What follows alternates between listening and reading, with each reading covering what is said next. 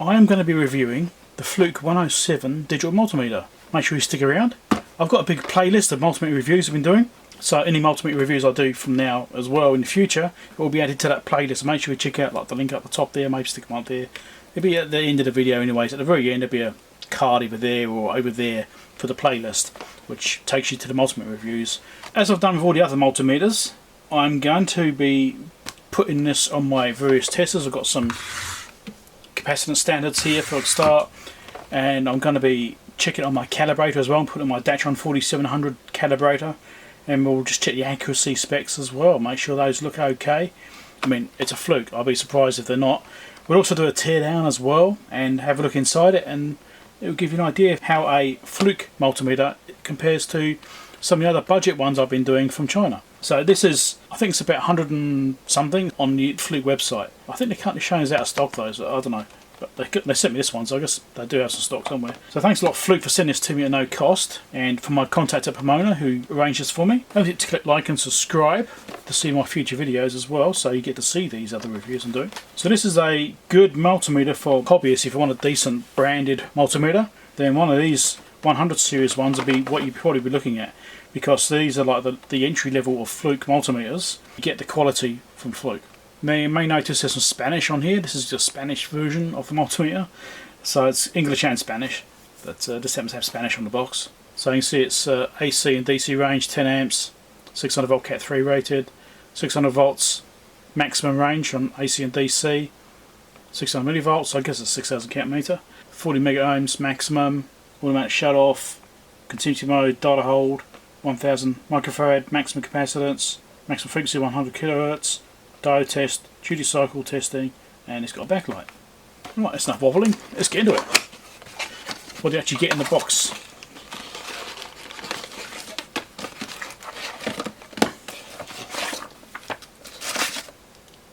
Okay, so we have a holder of some kind. Oh, it's magnetic as well, magnetic holder, so you can wrap it around things or use it as a stand. Right, that's just tilting bale equivalent then. So obviously you stick this through the loop here on the back, and then you can use it as a tilting bale. And also stick it to things. I won't attach it just now because I'll be doing other stuff, so I'll be getting away for now, but that's pretty nice. These are just some PVC leads. I mean, don't forget this is an entry level Fluke, so you have to cut some costs somewhere, and also cut the costs with the leads a little bit by giving you some PVC leads instead of silicone leads. These are still branded and stuff like that, and you've got these sleeves over the tips as required for Cat 3. So these leads are about 1.3 meters long, end to end. Got a manual, lots of different languages in there. So this manual is available to download. Get it straight from the website if you want to download the manual, read it that way. Battery life 200 hours, fuse protection is 11 amps, 6000 counter date rate 3 times a second. Takes 2 AAAs. That's the generic specs. Where's the actual percentage specs and stuff like that? Must be in there somewhere. I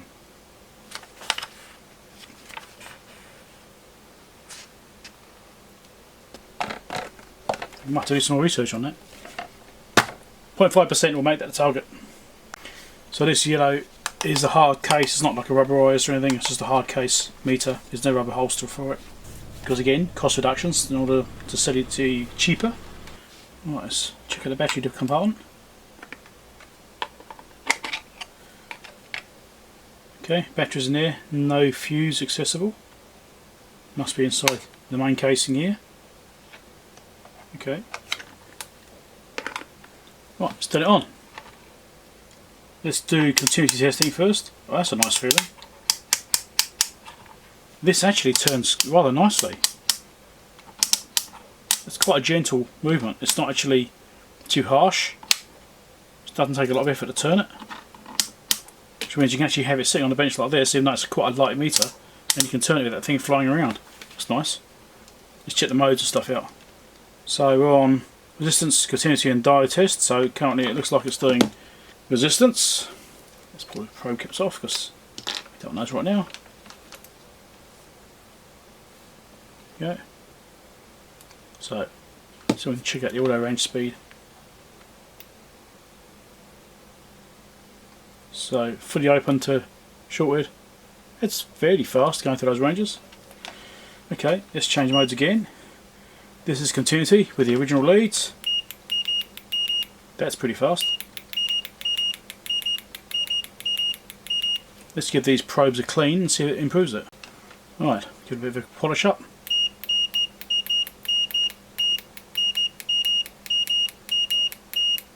It's pretty quick.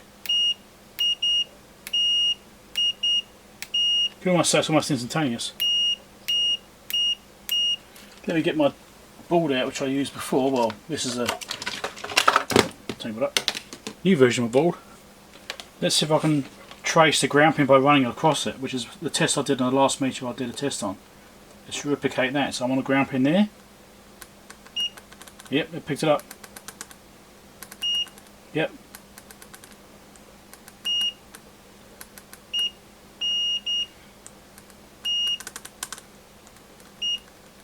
Yep, that's pretty fast.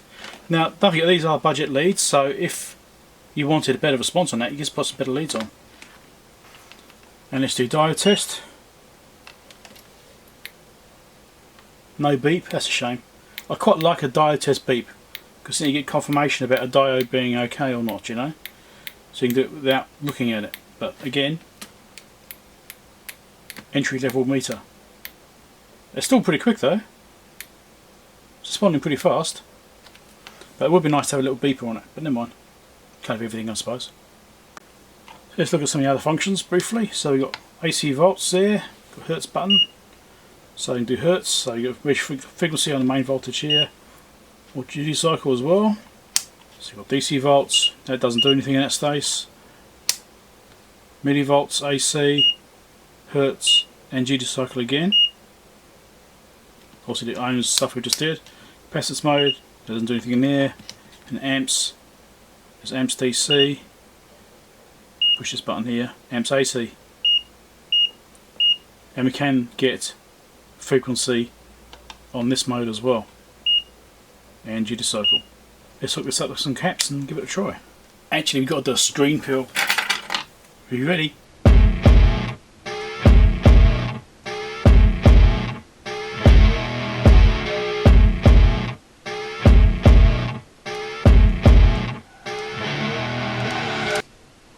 Oh yeah.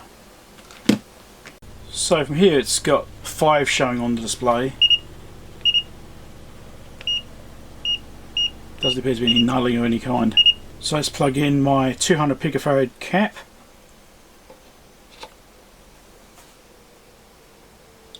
Ooh, okay, that's very different.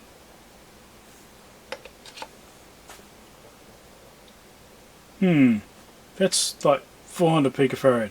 That's double the value. Well, let's try a different one. This is a 1 nanofarad.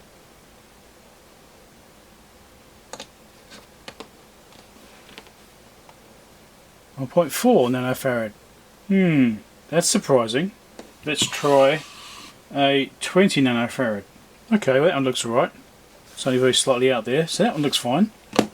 Interesting. I'll have to try and find the specs for this, see if the bottom end is a real issue on this or not.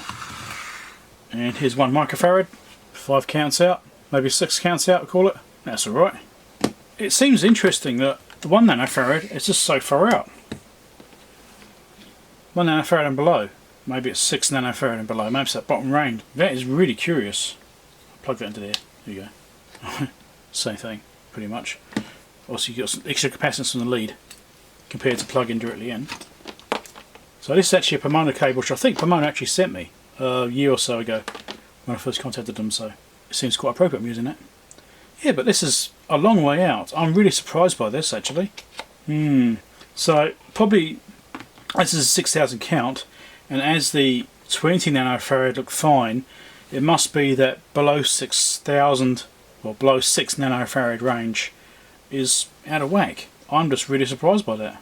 Also the backlight on here, it's there.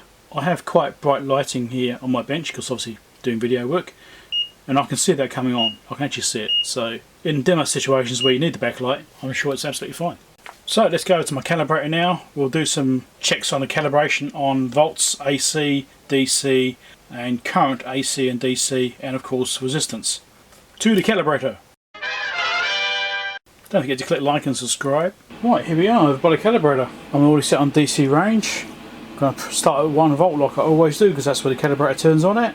Okay, couple of counts down. Let's do 100 millivolts. Bang on. 10 millivolts. Bang on. 1 millivolt. Bang on. Now this meter doesn't actually have a DC millivolt range. It's only got an AC millivolt range. 10 volts. Again, a couple of counts down. 100 volts. A couple of counts down. Wherever the spec is, it's probably fine. A couple of counts is going to be alright in it.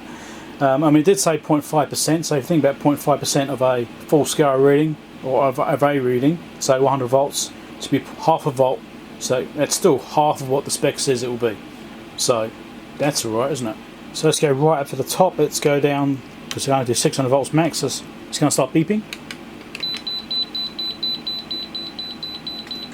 So 300 volts, 3 counts down. Should take you right to the top. 600. And it's doing 600. How far can we push it?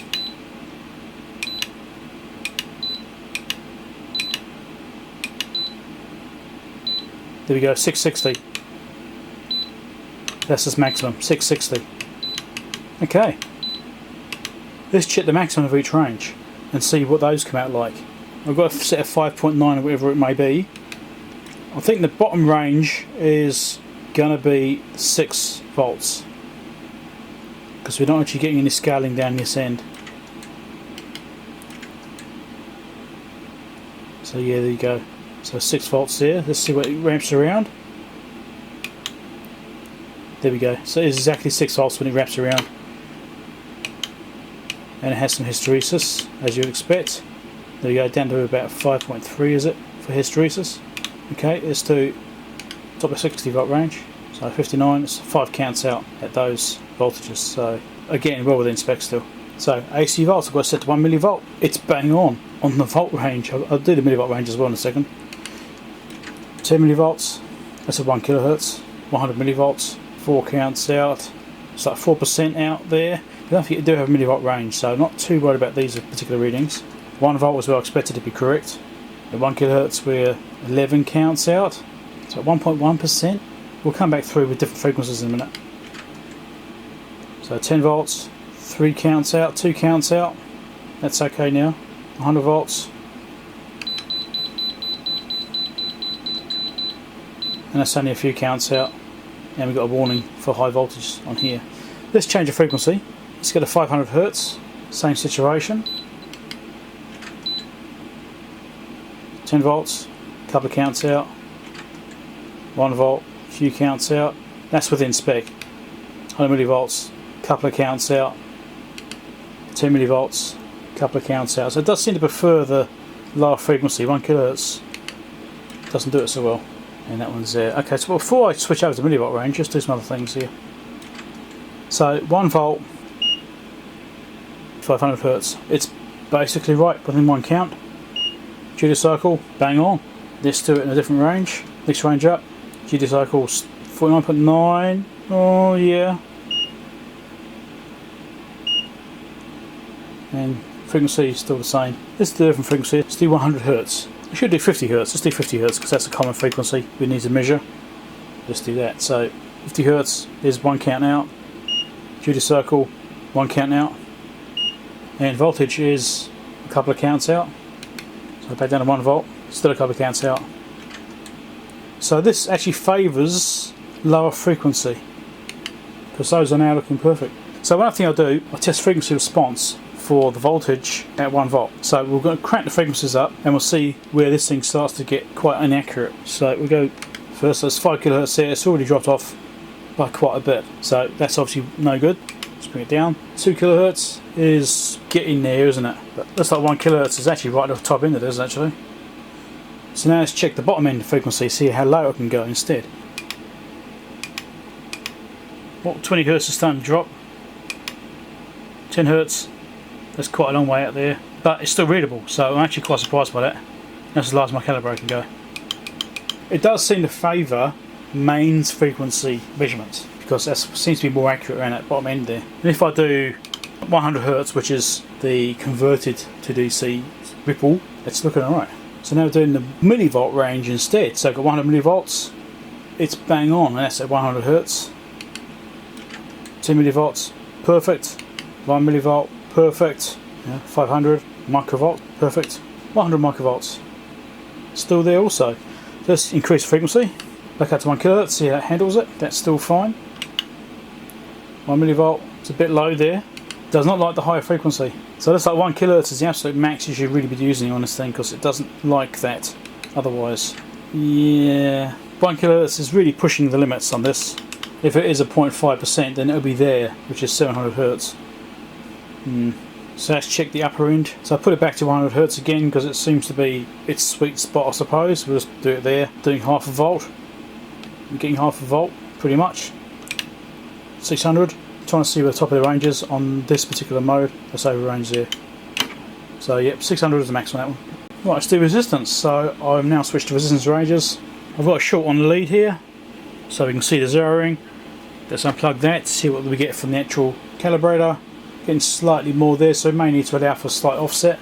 We can't do any deltas on here to actually offset, so what we get here is what we're going to get. So there's a 0.4 ohm offset there, potentially. So let's see what we get. So 10.4 ohms, getting exactly 10.4, that's fine. 100.4, give it a chance to settle. So 100.4, getting 100.6, couple of counts out. 1K is 1 count out. 10K, bang on. 100K, bang on. 1 meg is bang on. And 10 meg is about 6 to 7 counts out, but that's okay. It is only 2 wide, don't forget, it's not perfect. 100 meg you can't read because it only goes to 40 meg range, so that's not unsurprising. So the offset at the bottom end here, some of that is that lead resistance, which is going to be throwing off very slightly by half an ohm or 0.4 of an ohm, so that will be affecting this very slightly. That's probably doing it down there. So I'm not too worried about those ones. I think they're going to be pretty much okay. This one's a couple of counts high as well, so it's going to be influencing those. So you might actually find these bottom ranges here actually really slightly low normally, because we're getting actually the right values here. So without the lead resistance, I'll be getting a slightly lower value. Everyone has to have a lead plugged in, don't they? So it's probably irrelevant really. Let's do current. So I'm set up for doing DC current now. Starting for 100 microamps. Not showing up. Go to 0. Nothing there. Alright. So 1 milliamp DC. Not showing up. 10 milliamp DC. There we go. It's showing up now. 1 count down. So 100 milliamps. It's 1 count down. 1 amp. Here's a couple of counts down. And can I go up to 199 is as high as I can do on my calibrator here. So 1.9 amps is a few counts down, but that's okay. So its resolution at the bottom end here is not very good, is it? I mean, it could really use a milliamp range, but it doesn't have one. You know, this is the entry level one, so obviously features are missing, which you would otherwise get in a better meter. If you don't need to do these really small currents, then you're probably fine. You don't have to worry about it. But say 1.9 milliamps, we're getting 1 milliamp showing up, so it gives you an idea of the accuracy there. As far as resolution, it is what it is. It's based on a 6 amp scale, by the looks of it. So let's do AC amps now. So AC amps here, and we're doing 1 milliamp, and there's nothing showing up on screen. Let's do 10 milliamps. There we go. 1 count down, 9. Same as DC. 100 milliamps, 1 count down. 1 amp is looking pretty good. 1 count up, and let's wind this up a bit. And that's reading slightly higher. So it's increased frequency. Let's do 500 Hz. It's looking alright. 1 gigahertz is now a couple of counts down. As we observed before, the higher frequency isn't handled quite so well by the meter. If I just do 100 milliamps there, 5 counts down. 10 milliamps, it's 5 counts down. 4 counts down. Yeah, 4 to 5. Go down to 50 Hertz. So 10 milliamps is still 1 count down. And can we see 1 milliamp yet? No. So see 1 milliamp at 1.7. So it gives you an idea of how the resolution is affecting it. So not great for really small measurements, but anything higher seems fine. It's a compromise you have to make. So the final testing is to check the upper frequency limit of this in the frequency mode on AC volts. I'm set at 1 volt, so let's crank it up and see what happens. So that's measuring that. 10 kilohertz, 1 count down. 100 kilohertz, 1 count down.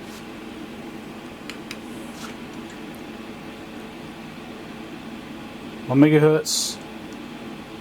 It doesn't know what to make of that, unsurprisingly. Oh, it's showing megahertz up here though. Interesting. No, it's doing 1 megahertz. It did get there.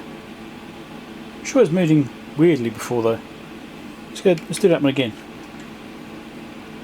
So 1 kilohertz up to 1 megahertz. Maybe this takes a little while to get there. Yeah, it does. So it is reading 1 megahertz as well. That's as high as I'm going here. So I can read 1 megahertz. That's not bad.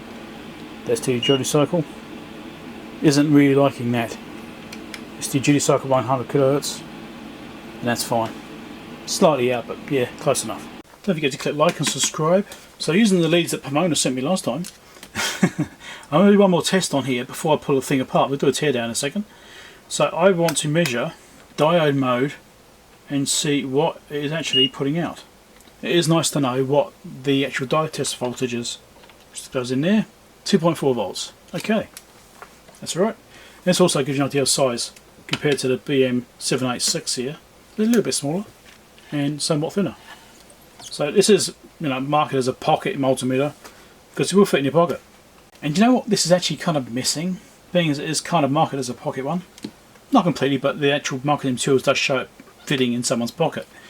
What would have been nice is actually having a little holster to put this thing in, like a little bag, and you can then put this with all its test leads in a little bag and then you can carry it around, you know, because it's really small. So I don't know, maybe that would have been nice, but again, price point stuff. Let's pull this thing apart. Let's see what's in it. Don't forget to click like and subscribe. So first we'll take the batteries out. I don't know if I actually need to. I might not even need to. Let's just open it up.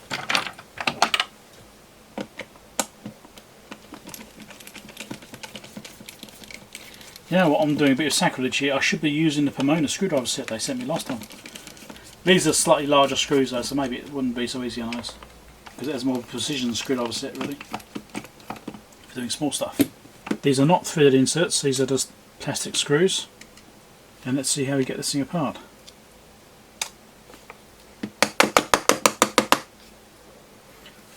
Spudger it is. There'll be a gap somewhere I can get into. Surely. Okay, I've got another idea.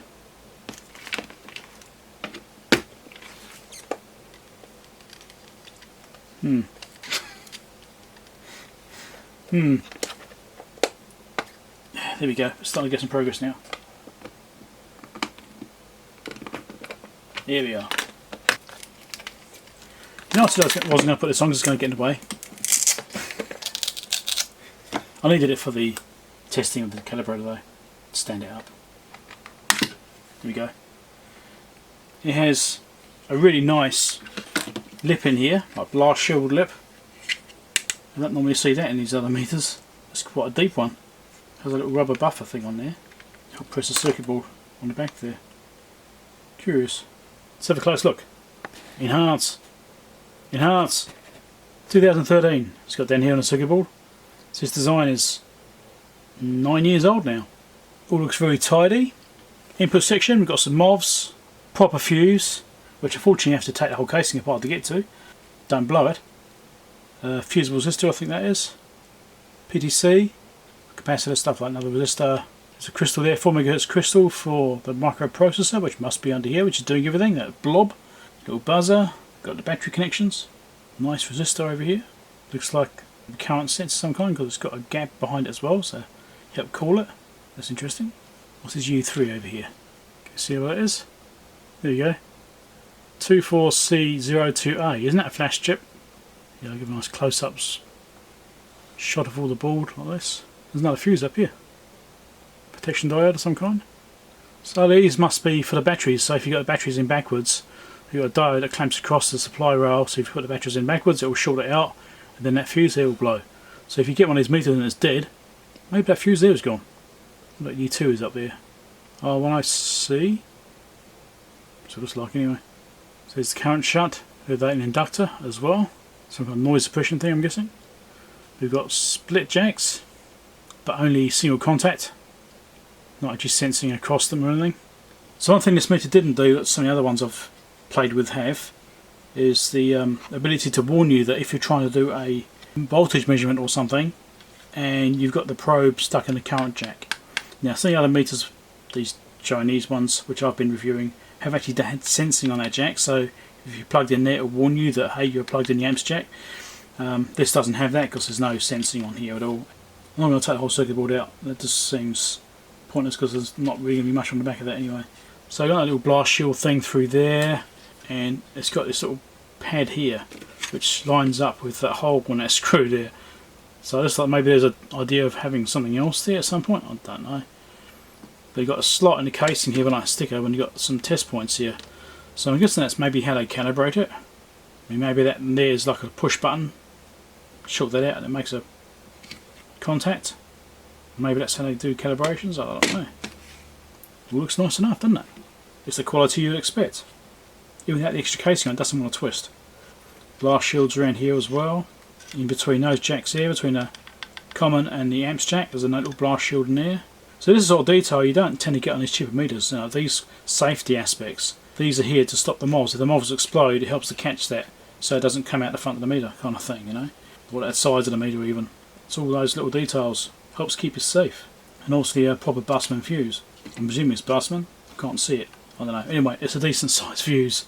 It's the proper one, not one of these other little tiny little things, like 20mm jobbies. Let's put it back together again. It's a nice snug fit, which is good. That probably helps the old blast resistance. And as expected, it's a very well made multimeter. Construction is excellent. I expected no less, to be honest. Accuracy on that low range capacitance is surprising. I'm not quite sure. I'm going to have to go and do some digging. Let me go and have a look at this and see if I can find out information about that, because it just didn't seem right that the range was so far out at that lower end. I might have to check the specs to see what it actually says about its minimum capacitance range and something like that, because unfortunately this manual didn't say anything. So don't forget to check the playlist at the end for my other multimeter reviews, do a comparison between all these different things. And again, thank you much Pomona for arranging this review with Fluke.